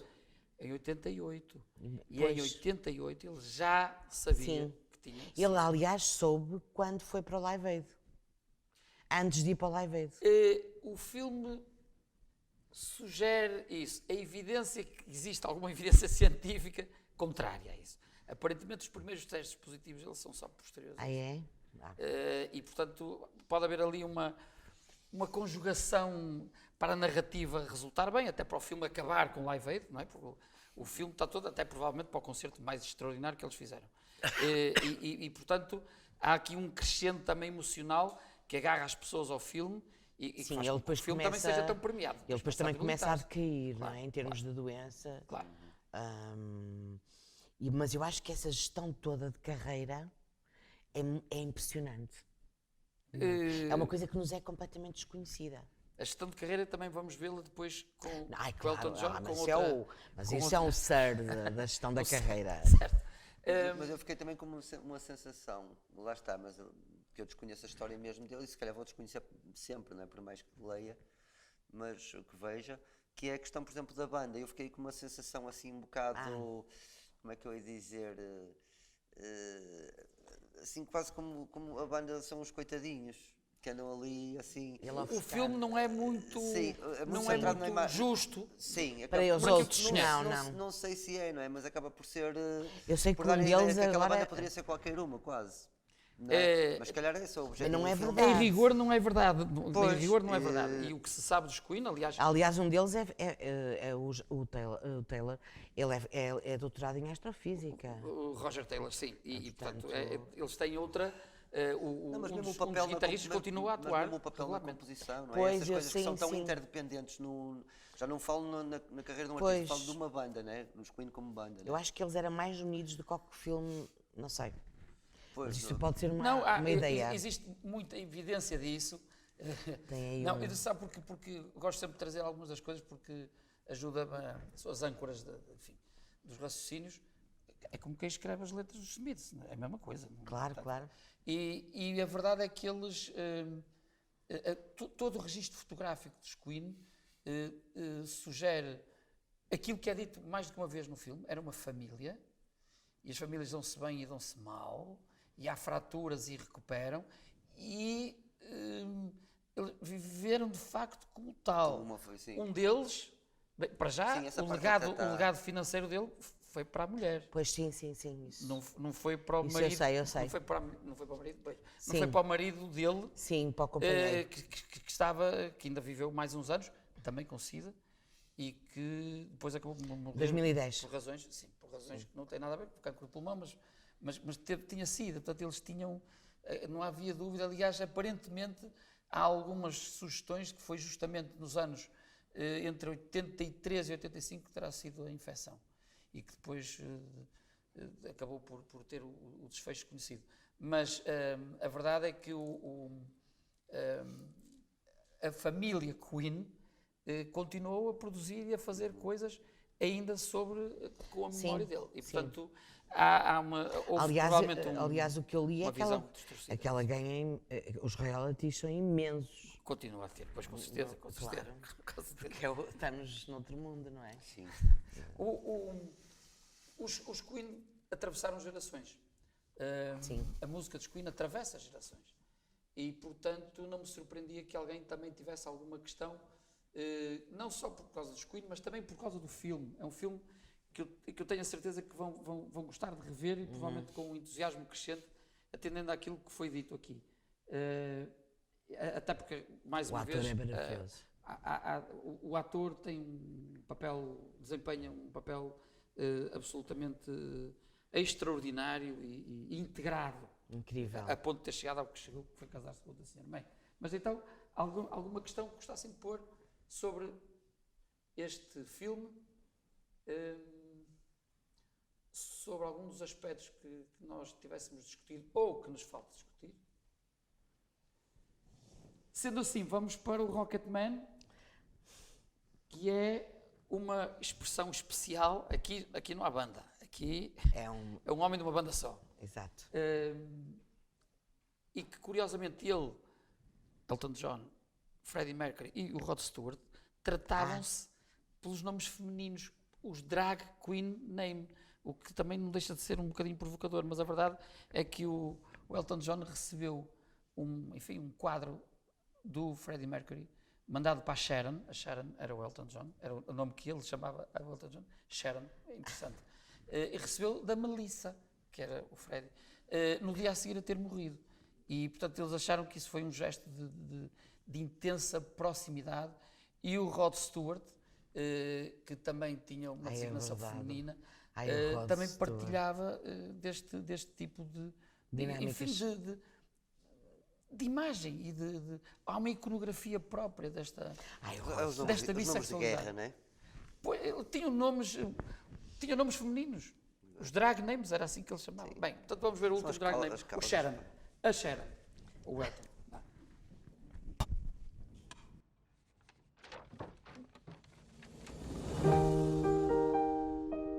I could hear the whole tune in my head. It was all there, I could see all the notes, and I just had to get it out. It's a little bit funny. What did you say your name was again? My name is Reggie! Reginald Dwight. Reginald. That's my granddad's name. So how does a fat boy from nowhere get to be a soul man? You gotta kill the person you were born to be in order to become the person you want to be. I'm thinking of changing my name to Elton. But that's my name. Yeah, I know. You could be the best-selling artist in America if you desire. Why are you so something flashy? Can you even play the piano in those? Let them know who you are.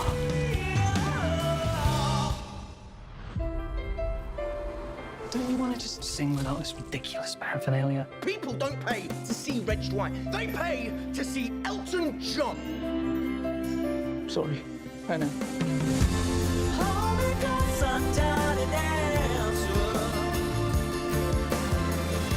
Do you even care how much pressure I am under? Not really. I'll still be collecting my 20% long after you've killed yourself. Maybe I should have tried to be more ordinary. You were never ordinary.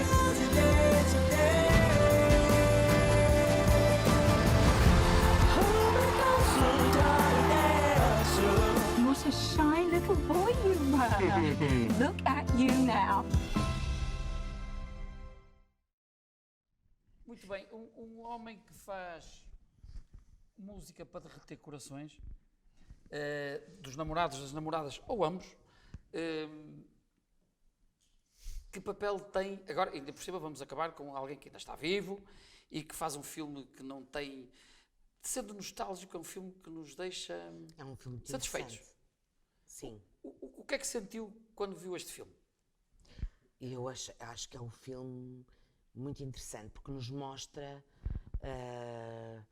talvez um lado mais behind the scenes, não é? Porque nos mostra muito a sua trajetória com as drogas, pronto, aquela coisa mais... Porque a ideia que eu tenho do Elton John é a ideia muito próximo da Lady Di,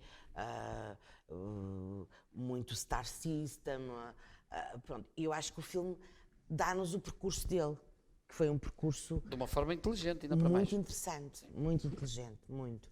Eu gostei muito do filme. Acho que...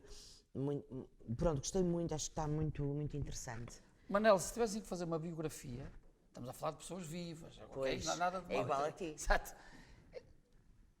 A maneira que eles escolheram é absolutamente genial. É contada pelo próprio, numa sessão de psiquiatria, em que ele está no meio daquelas plumas todas e está a contar a vida. Sim. É possível ter este... Ok, isto é para servir um filme, certo. Mas é possível ter-se esse distanciamento emocional, cognitivo, de olhar para si próprio, com um distanciamento, de ver o que eu fiz de mal, o que eu fiz de bem, o que eu devia ter feito diferente. E isso não está contra aquela coisa normal de um artista que é, até pela própria afirmação da sua identidade, o tal narcisismo. É possível acontecer o que ele faz aqui no filme? Sim, este filme, antes de mais, não me dá, ou seja, tornou-se neste filme já se torna indiferente para mim se isto é verdade ou não. Porquê? Porque já baralharam o limite entre a realidade e a fantasia, já está baralhado, ou seja, já te permite veres o filme como se, independentemente de isto ser verdade ou não. E depois, através da questão das letras, há também uma especulação acerca da vida dele através das letras e de tudo isso, ou seja, permite de facto construir uma fantasia que pode de facto ser uma realidade, mas que lá está, que já aborda as coisas de uma forma muito mais comum a toda a gente. No fundo, acho eu mais do que explícito no filme, que isto tem muito mais a ver do que com vender ou vencer, ou seja lá o que for, é procurar ser amado, que acho que é no fundo o que resume se calhar qualquer pessoa, qualquer artista, qualquer, não é, querer encaixar, toda a gente, querer ser amada, querer encaixar, pertencer, não é? E nesse sentido... E então a musa, a morte? Pronto, mas a morte também como é que eu ia dizer, a gente também não pode pensar em pertencer se não arranjar espaço para o fim. Para pensar na finitude. Na finitude, não é? Ou seja, faz tudo parte do mesmo puzzle, não é? E a própria, mesmo tu teres a questão da morte arrumada, no sentido de estares finalmente disposto a viver a vida e saberes que aquilo é inevitável, mas que efetivamente encontraste um lugar aqui, não é? Ou seja, não estás morto aqui, não é? Pronto. E acho que se calhar o percurso artístico é mais comum nessa questão da procura, não é dessa glória, mas que eu acho que não é necessariamente o eco da glória nos outros, é mais tu encontrares uma verdade, um sentimento, de uma coisa que te faça pertencer. E daí a frustração, porque muitas vezes estas coisas são tão megalómanas, não é? Que nos fazem sentir o oposto, que somos bem mais insignificantes do que o que também somos, não é? E é esse paradigma, não é? E eu aqui acho que aborda precisamente isso, aborda precisamente a questão de que a coisa que ele queria ser tão simples, de ser amado e ter aquele reconhecimento do pai, ou seja o que for, não sei o quê. E seu traço logo procurar, o carimbo inicial. Sim. E de facto uma tradução desse vazio que é o espetáculo e o show, mas ao mesmo tempo, depois uma parte que eu achei muito interessante no filme é que a personagem que ele criou e que o fazia sentir-se de alguma maneira vazio, ele da altura percebe que ele é efetivamente essa personagem. O Elton. Ele é isso, pronto. E então é um bocado um equilíbrio, não é? Entre essa... Ele criou uma persona que... Mas que efetivamente também não deixa de ser ele, não é? Exatamente. Não tem que ser a ausência do que ele é, não é? O que é surpreendente é que ele, de facto, arranca com essa persona numa fase muito precoce da vida, isto é, da vida artística dele. A primeira vez que eu vi o Elton John fiquei horrorizado. Vi-o num filme de uma banda que eu adorava, chamada The Who, com músicos do outro mundo, na minha opinião, na minha humilde opinião, que eram músicos extraordinários. De repente eles fazem uma ópera rock, uma coisa absolutamente notável e transcendente, e chamam o Elton John para tocar o Pinball Wizard. E a gente vê aquilo e diz, isto não bate a cara com a careta. Batia porque a cara e a careta eram o mesmo, e ele passou a ser sempre assim. A sensação que se fica é que a qualidade musical e digamos, a força das músicas que ele escreve e compõe e toca estão a léguas de distância do aspecto físico, cromático no verdadeiro sentido, óculos, que ele utiliza em palco. Há alguma necessidade de um artista de fazer isso, de se defender na sua cápsula e deixar a comunicação pela sua obra? Como é que é isso? Manel, explica assim. Isso é uma questão muito, muito complexa, mas o que a Paulo estava a dizer faz parte do mesmo, não é? Eu acho que a fragilidade, não é? A assunção da fragilidade é uma força tremenda. Se calhar a grande coragem reside aí, não é? De assumir a fragilidade. Ou seja, não é, as pessoas querem em cima do palco, não querem ver uma pessoa como é que eu ia dizer, que não esteja de alguma forma encontrada. Agora, ela pode estar encontrada no sofrimento. Eu já muitos concertos houve que foram terríveis para mim e eu odiei, e que cheguei ao fim e as pessoas adoraram. E eu durante muito tempo não percebia isso, e às vezes gostava muito e sentia-me mega confortável no palco e tal, e a reação não era necessariamente melhor, até poderia ser pior. E eu acho que tem mais a ver com, se calhar, do que o que as pessoas estão efetivamente a ver em termos formais da música ou isso, é ver a própria procura em cima do palco de alguma coisa, ou não é? Ver algo acontecer, seja sofrimento, seja esforço, seja tentar dar mais de ti. As pessoas querem ver a pessoa acontecer de alguma maneira. E se isso for numa forma de fragilidade, mas se de alguma maneira houver alguma generosidade nisso, ou como é que eu ia dizer? Respeito. A generosidade tem a ver com respeito do público. Sim. No sentido de tu não fugires dali, tu tentares lidar com isso, não é? E ao tentares lidar com isso está a acontecer efetivamente alguma coisa no palco. Até pode ser confrangedor, mas efetivamente as pessoas pagaram para ver alguma coisa e estão efetivamente a ver alguma coisa. Não estariam a ver se tu dissesse, olha, este concerto está perdido e agora estou aqui não é? É uma coisa. Agora, se tu vês um gajo a sofrer, a performance até não pode não ser boa, mas ninguém vai ficar indignado. Sim, mas quando um tipo vê um lado concerto vivo das coisas, esse lado vivo, não é? É o que conta. E para ir ter o que tu estavas a dizer disso dos óculos ou disso tudo, eu acho que é precisamente o palco é um bocado um laboratório também. É que a gente fala muito dos artistas, mas os artistas são como as pessoas também são pessoas, têm uma vida enorme. E eu, se for a pensar na roupa que já vesti durante a minha vida, não é? Quer dizer, havia coisas completamente que eu agora olho para trás com algum carinho, mas durante anos não olhava com carinho nenhum, eu olhava envergonhado, assim, tipo, quem é este?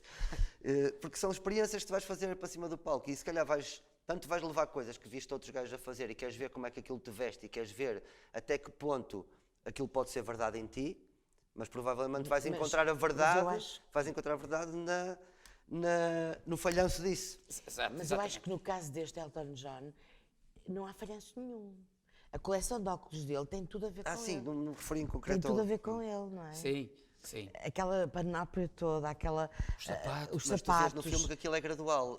Sim, é gradual, é? vai sendo um... Porque no início era a coisa... Sim, isso faz parte daquela coisa. É claro que os pianos. Mas que ele vai exagerando isso. Vai. Não é? Mas ao mesmo tempo, há uma coisa que não posso deixar de ressalvar ali. Ele acaba por ser dos três o que tem digamos, com uma, entre aspas, eu não gosto nada desse conceito, mas uma vida mais normalizada. Sim. Um lugar. Sim. Ele mais tem um lugar. Ele casou, ele tem um marido, ele é o Sir, ele é chamado para todos os eventos importantes, ele tem um poder imenso, mesmo político, etc, etc. Portanto, ele atingiu um patamar que nenhum dos outros atingiu. Mas que transgrediu. Transgrediu muito. Porquê é que ele é aceito e os outros não? Pois. Se calhar tem a ver com esse paulatino das coleções. Há traços psicopatológicos muito curiosos. Eu acho que há coisa muito importante na vida dele. Acho que o momento-chave de consagração dele foi o que aconteceu com o funeral da Lady Di. Eu acho que foi fundamental. Portanto, aquela canção foi a canção mais vendida sempre. Sabe, essa canção tinha sido feita há muitos anos antes. Pronto. Sabe a quem é que tinha sido dedicada? A um corredor de automóveis, a François Sever. Pronto. O escândalinho do Windows era para o François Sever, não era para a Lady Di. Pronto, ele estava no momento certo, à hora certa. Exato. Mas atenção, porque eu acho que não se pode confundir arte com o mercado da arte. E a questão é o ser aceite. E há uma coisa, a Marisa Monte disse uma vez há muitos anos, uma frase que eu gostei muito, foi uma coisa que ela disse, que a origem etimológica da palavra sucesso é a realização pessoal. como se isto de repente tivéssemos virado a coisa e deixasse de ser a tua realização e passasse a ser a apreciação dos outros. Certo. Isso é o reflexo, não é? Do que os outros te dão daquilo que tu és e não propriamente aquilo que tu, a opinião que tu tens de ti próprio, não é? E nesse sentido a aceitação, de facto aqui é uma aceitação sim, e tu dizes porque é que ele sim e os outros não, mas não quer dizer que os outros não se tenham aceitem eles próprios muito melhor. Claro, portanto, é uma aceitação meramente social. Meramente social. Certo. Meramente Sim, social. Não é? sim. Aqui temos a vantagem dele ainda estar vivo. Sim, e pode mas pode-se refletir em dinheiro, pode-se refletir em muita coisa, mas muitas das vezes, e se calhar grande parte das vezes, é proporcional à infelicidade, o sucesso. Sim. O filme o também... sucesso é esse nível. O filme também aborda... Sim, estamos já... Há sempre a sombra disso, é sempre a solidão. E a solidão pode ser muito interessante e muito criativa, mas a solidão é solidão. E a solidão não quer dizer que seja isolado do mundo, pode ser solidão para as pessoas, solidão intercomunicacional. Porque é uma coisa que sozinho. E porque é uma coisa que não se ensina muito isso nas escolas, não é? de sucesso da música e não sei o quê. Não se ensina, acho muito bem que que as pessoas sejam ambiciosas, acho muito bem isso, não sou contra nada dessas coisas. Mas não se ensina uma coisa muito simples que é tipo, já chega. Pois. Não é? É a parte porque como tudo, não é? Tu traças um limite para as coisas, para o que tu comes, para o que tu bebes, para o que tu... Aquilo que nós falávamos dos pecados. No warm-up, na sessão do warm-up que fizemos antes. Sim. Porque as coisas têm consequências. O sucesso não é infinitamente bom.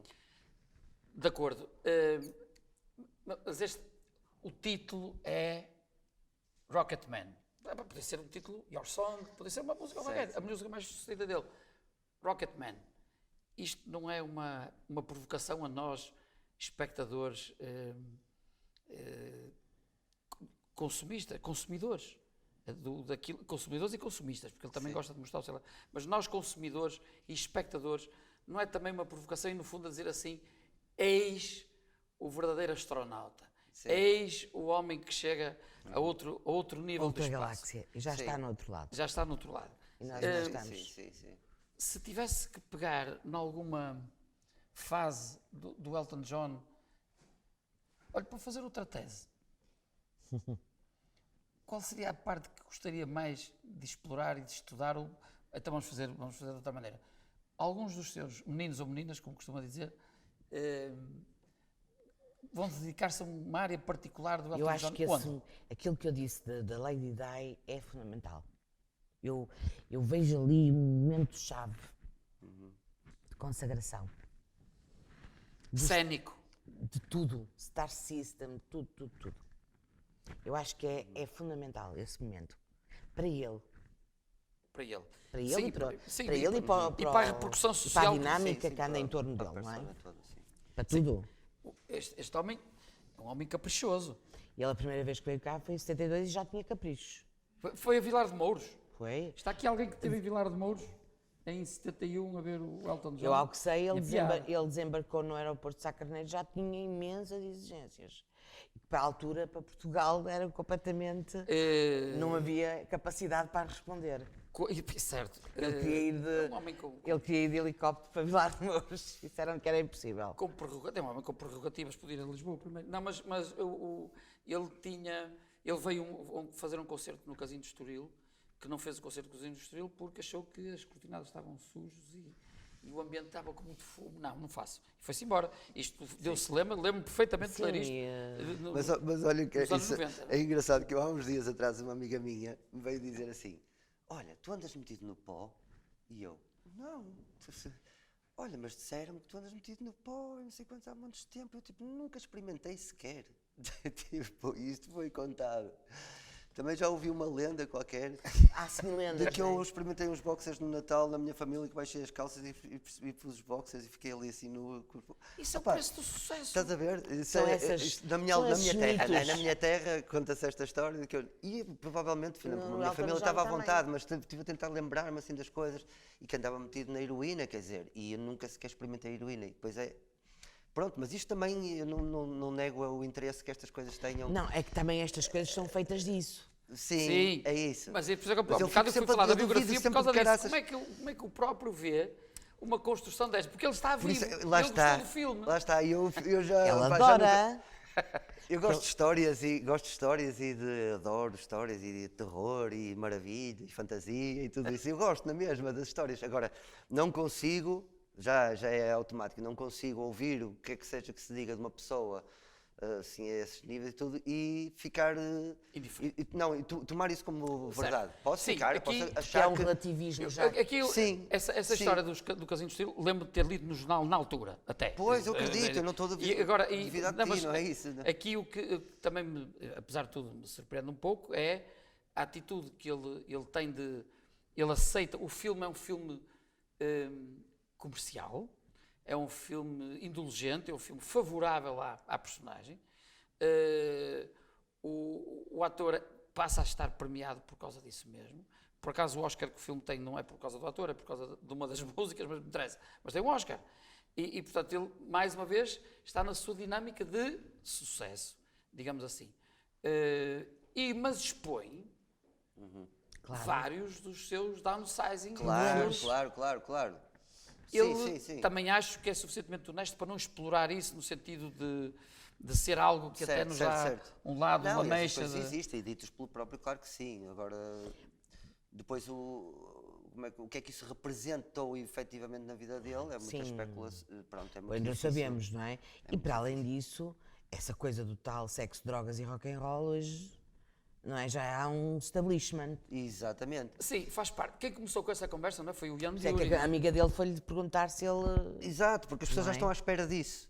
Sim, nós tivemos aqui uma vez não é uma confidência, porque todos ouviram, um artista, o Pedro Abrunhosa, que esteve aqui e teve justamente a fazer uma diatribe sobre a não utilização das drogas e não utilização ou de fármacos ou de indutores da criatividade, como, por exemplo, o álcool. E portanto, neste momento, não estou a dizer que haja exato, não estou a dizer que haja uma ascese dos artistas, mas há pelo menos uma noção de que alguns destes agentes farmacológicos, são agentes farmacológicos, fármacos ou sem ser fármacos, estes agentes farmacológicos, embora induzam alguma estadios sensoriais diferentes, não são propriamente promotores da criatividade. Isto não é os Pink Floyd e o LSD, isto não é, quer dizer, é outra coisa, tanto é que eles depois acabaram por deixar isso, sim, são os momentos... Beatles, ou, quer dizer, portanto, claro. há um período para tudo, exatamente, há um período para tudo. Sim. E o artista, o artista e a sua criatividade e a sua competência como tal tem que subsistir, ou tem que perdurar para além daquilo que são os seus indutores triviais, não é? Nós já falávamos do Zé Pedro, não é? Certo. Então, ele passou para além disso, não é? Claro, sim. Portanto, e outros, não é? Aquilo que falava de... eu entrevistei imensos músicos portugueses, homens, sobretudo homens, não é? No setor do rock alternativo, muitos deles têm sida, ninguém sabe, ou passaram por trajetórias de consumos complexos, não é? Sim. Os amigos morreram, por aí fora. Olha, aquilo que dizia no Porto, nos anos 80, foi uma razia, tudo isso, não é? Em que as pessoas passavam diretamente para a heroína, nem era charros primeiro, era logo a heroína. Exato. Portanto, mas isso eu acho que faz parte.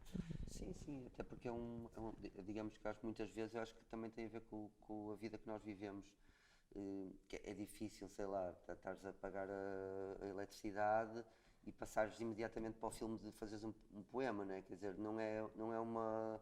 E às vezes as drogas fazem com que, não sei, a mim parece-me que às vezes são uns corredores mais rápidos Sim, cortam o caminho, cortam o caminho, os caminhos... Até os caminhos cortam pessoais, caminhos, ajudam, por exemplo, também outras coisas. Exatamente. Ajudam aquelas questões, por exemplo, das turnês, de andar na estrada. Mas parece automedicação, não é? Pronto, porque é muito duro, não é? Fazer turnês, andar... Claro. Imagino... Sim, não ter espaço. Não ter não, espaço e próprio. viagem sistemática, poucas horas de sono, muitas horas de palco... é Sim. complicado, não é? Absolutamente. Sim, e essas coisas criam-te uma espécie de adormecimento, não é? Ou há uma resistência, Alguma resistência. ilusória. Ilusória, sim, sim, sim. Sim, mas depois tem o outro lado, que é o lado da recompensa, apesar de tudo, o tal sucesso social e financeiro. O Mick Jagger é o exemplo máximo. E o outro, como é que é o guitarrista dos Rolling Stones? Keith Richards. Esses dois são os grandes exemplos. Não, são dois monumentos históricos, completos, vão ficando também, e ainda bem Um que dos ficam, mitos mas que se conta é que o Keith Richards já fez morreu quantas vezes? Não, já fez transfusões de sangue totais, não é? Várias vezes. Pronto. E não é coisa que me choque. Pois, mas... teve que ser, não é? Quem pudesse fazer. Sim, e há obviamente algum treino que as pessoas depois acabaram por compreender que é preciso fazer. Pois, o Elton John agora está gordinho e gosta de comprar carteiras, está bem, e tem direito para fazer isso, e comprou um clube de futebol, não agora, mas já comprou. É verdade. Isso é muito interessante, essa questão do clube de futebol. Porquê? Eu achei isso curioso, porque é assim, mais assim uma coisa, uma antinomia, parece que é uma antinomia, mas acaba por não ser. Nele não. Ele tinha um Porque gosto. o futebol acaba por ter um papel na nossa sociedade, o ser dono de um clube, o ter aquele poder, não é? Sim, o clube dele, que ele diz que sempre foi o clube dele, e deverá, porque ele comprou, foi presidente daquilo vários anos. Foi, por várias vezes. E depois voltou a ser presidente outra vez, e agora tem uma bancada chamada Sir Elton John. Por acaso não está lá ninguém agora, mas pronto. É o Sir Elton John, que é do Watford. O Watford era assim uma espécie, na altura, era uma espécie de Alpiarça. Agora está na Premier League, mas subiu ao longo dos anos à custa do financiamento do Elton John. Do presidente Elton John, o que também não deixa de ser. É outra Ele parece ser um gajo porreiro, tem ar disso. É outra espécie de capital. É outra espécie de capital, sim, é verdade. E além disso há uma outra coisa. Sim. Ele situa-se muito no setor conservador. Sim, há várias referências políticas públicas dele que lhe dão algum sustentáculo nessa área e que de alguma forma acaba por proteger. Claro. Não acaba por ficar sobretudo nos tempos fogo. Atuais. Exatamente, sobretudo nos tempos atuais. Portanto, não fica sob fogo nunca, sob fogo cerrado de uma linha mais E consegue dura. passar relativamente incólume nos mídia, na guerrilha mediática. Também é muito interessante. Porque os mídia ingleses não é brincadeira, não é? Sim, ele nunca teve muito. Nunca teve grandes questões. Não, teve na fase em que, enfim, nas drogas mais pesadas, foi muito chamuscado, foi até sugerido que os suicídios, como no filme também, há dois tipos de suicídios, o suicídio e o que não é suicídio. E a tentativa. O suicídio, ele tem um suicídio entre amigos, o que é por duas vezes. No filme só é mostrado um, e portanto também há ali uma componente de autocomiseração. Sim, de autocomiseração, que também conta numa personalidade assim tão hiperbólica como ela é. Sim, a hipérbole é os meios uma de informação coisa boa. foram duros. Eu li algumas capas, ele tem isso publicado, fotografado, algumas capas verdadeiramente violentas. Mas depois, a partir de determinado momento, deixaram de o ser. Deus saberá o poder... É essa coisa da Lady Di. Exatamente, também conta. Acho uma boa perspectiva, porque a comoção à escala global que, no fundo, o acidente levou à sua volta e que foi depois tão mediatizado com a própria música no dia da celebração. Não, e o facto fúnebre, de aceitarem o Elton John no funeral, um indivíduo assumidamente gay, a tocar, não é? A música que ele tinha era uma música, lá está, que tinha sido composta muitos anos antes para outra coisa e para um homem. Sim, pronto. Quer dizer, eu acho que era bem, o Candle in the Wind coisas. é um nome feliz para aquilo. Candle in the Wind, ainda por cima a letra, que é muito bonita, é poética, resulta muito bem naquele contexto romântico. Eu fiquei muito curioso ouvir mais coisas do Elton John, porque vou conhecendo muitas coisas, mas nunca fui aprofundar e como me dediquei agora um bocadinho mais a ver, então fiquei curioso para Tive outra letras. perspectiva, lá está. O filme conseguiu, independentemente de ser por ser verdade ou não, Conseguiu- conseguiu-me dar esse filme- entusiasmo. O filme tem uma construção, vamos lá ver, este filme E tem criatividade, muita tem criatividade porque é um filme feito como se fosse para um musical na Broadway. isso, é isso. Pois. E O filme em brinca si- até com algumas coisas Sim, que sim, parece o um filme em si musical. é uma obra não é? criativa. Não é? Portanto, diz logo, ok, isto é verdade, mas é fantasiosa. Certo. E a gente vai e vê a peça até ao Sim, fim. mas acabei por e ainda por ouvir cima as não morre o músicas- artista, portanto é Acabei bom. por ouvir as músicas nesse contexto. Exatamente. Este também é um filme, seguramente, até porque as músicas são geniais. São fantásticas. Uma são, coletânea de músicas românticas do Elton John faz chorar as pedras da calçada. Isso é. E, portanto, mas isso é verdade. Alguma questão que queiram pôr Sem sobre dúvida. o filme, os filmes, ou o Elton John, propriamente dito, o Rocketman? Algum comentário que lhes tenha sugerido quando viram os filmes ou que gostassem que nós explorássemos algo um bocadinho mais? Ou quem esteve em Vilar de Mouros em 71? 72 ou 71? 71. 71, tá bem. Alguma sugestão, alguma pergunta, alguma interpelação? Tudo esclarecido. Penso que sim, penso que, apesar de tudo, uma das coisas que nós temos confirmadamente observado e ouvido no fim das nossas sessões é o interesse redobrado em ver os filmes. O que mais não fosse, já é um ganho. E as músicas? E as músicas, bem, neste caso em particular, as músicas, porque quando veio cá a Amy Winehouse, foi mais importante ver o filme e ver o percurso do que propriamente as músicas que a gente já conhecia, mas não é a riqueza da música aqui. De facto, temos vários elementos que apelam para a riqueza da música de todos estes filmes. Em todos estes filmes, é verdade, sim. Sim. É evidente, esta sessão tinha que acabar desta forma. A música é sempre um aspecto que nos... é algo que está em movimento, é algo dinâmico, é algo que não se fecha, é algo que não acaba. E nestas sessões temos sempre a sensação, a percepção de que há um interesse, pelo menos numa parte importante da nossa audiência, que não é verbalizado, mas há um interesse em cumprir, em perceber, em alinhar por aquilo que são as visões e as perspectivas dos nossos convidados. Temos tido a felicidade de ter tido convidados extraordinários. Hoje foi mais um exemplo disso. E, portanto, eu gostaria que fizessem o reconhecimento público do papel excepcional que os nossos convidados hoje tiveram também. Muito obrigado.